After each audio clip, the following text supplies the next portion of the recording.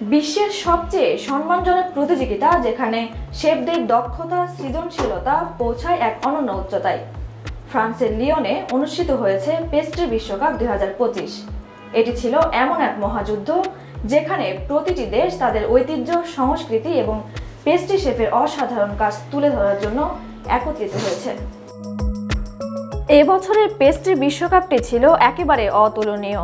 শেফরা safe dessert তৈরি করেন, বরং তারা তাদের দেশের ইতিহাস, সংস্কৃতি এবং শিল্পের প্রতিচ্ছবি তুলে ধরেছেন তাদের মিষ্টান্নের মাধ্যমে। এবং সবচেয়ে চমকপ্রদ সংবাদ, দ্বিতীয়বারের মতো সোনালী পদক জিতেছে জাপান। তাদের অত্যাশ্চর্য শো ডেজার্ট ছিল এক সাহসী এবং শিল্পসম্মত সংমিশ্রণ। লেমন, পিওর মেরিগোল্ড এবং চকলেট গ্রানিটা।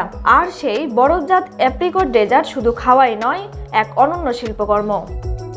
তবে এখানেই শেষ নয়। ফ্রান্স তাদের চমৎকার চকলেট ডিমের সিরিজের মাধ্যমে সোনালী পদক না পেলেও রৌপ্য পদক অর্জন করেছে। মালয়েশিয়া তাদের ফ্রোজেন ডেজার্ট উজ্জ্বল সাইট্রাস দিয়ে ব্রোঞ্জ পদক পেয়েছে, যা তাদের সাংস্কৃতিক ঐতিহ্যকে শ্রদ্ধা জানিয়ে তৈরি হয়েছে। এই প্রতিযোগিতা শুধু একটি রান্নার পরীক্ষা ছিল না, বরং ছিল সংস্কৃতি, ঐতিহ্য এবং সৃজনশীলতার এক অভূতপূর্ব প্রদর্শনী। পেস্ট্রি বিশ্বকাপ 2025 সত্যিই প্রমাণ করেছে যে মিষ্টান্নের মধ্যে শুধু স্বাদ নয়, রয়েছে অনবদ্য শিল্পের ছোঁয়া। বিশ্বের সেরা পেস্ট্রি শেফদের যাত্রার গল্প এখনো শেষ হয়নি।